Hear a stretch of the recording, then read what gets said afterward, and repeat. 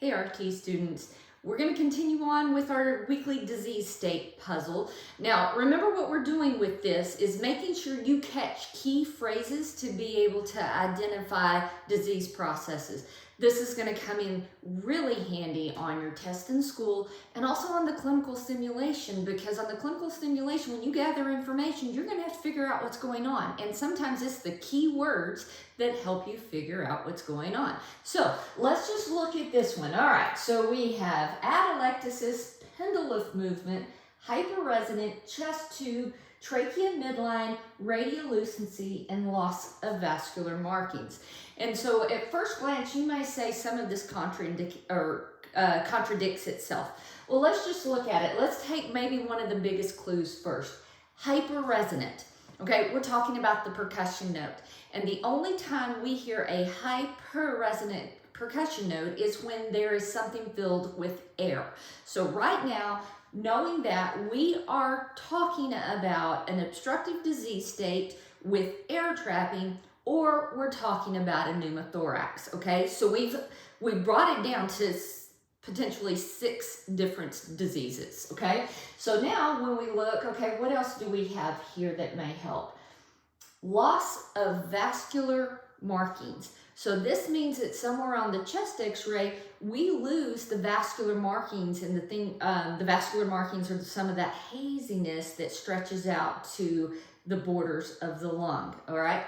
Now, typically when we see loss of vascular markings, it's in one particular area or one particular lung. So that gets me maybe a little bit closer. Radiolucency, if something is lucent, it's more transparent, so it's going to show up darker on x-ray. So see, all of these are still pointing to air. And then all of a sudden we have atelectasis, which is kind of odd. And there's something called the Penduluf movement. All right, so a Penduluf movement happens oftentimes in a pneumothorax. And it happens because when a person breathes in, the majority of the air goes to the good or intact lung, okay? But on exhalation, some of that exhaled air tries to scoot its way into the bad lung, and this happens typically with an open pneumothorax. It goes into the bad lung and out, and the patient never really gets to exhale CO2. So anytime you see Penduluf movement, you need to think flail chest or pneumothorax. Okay, so now we've gotten down to that, and then you say, okay, but doesn't a pneumothorax cause the trachea to shift? Not necessarily. It depends on how big it is. And actually, this is how you differentiate between a pneumothorax and a tension pneumothorax, is the placement of that trachea. All right, so we know we've got a pneumothorax.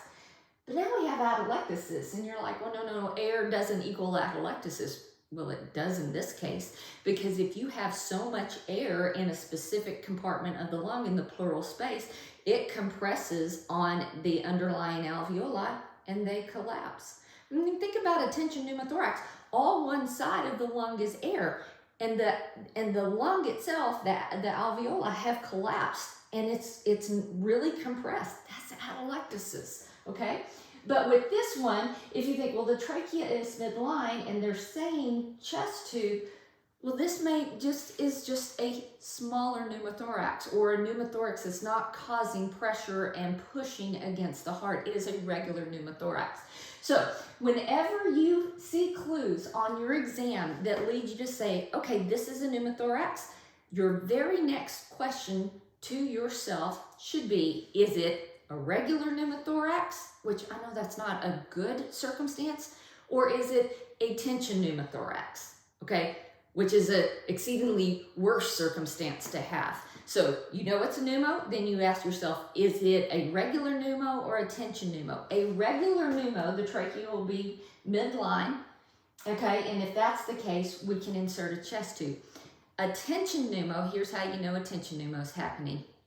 The trachea has shifted away from the pneumothorax, okay, and now everything's compressing on the heart, so cardiac output drops, blood pressure drops, and then the heart says, okay, I need to beat faster to try to get more cardiac output to the system. And so you have a really high heart rate, okay? Once you differentiate between a regular pneumo, which is what this is, the correct placement or the correct option is a chest tube. If it is a tension pneumothorax, the correct treatment option is going to be needle decompression. So I hope picking up on some of these key phrases will help you to decide, number one, if you have a pneumo, and number two, if that pneumo is a regular pneumo or a tension pneumo. See you soon.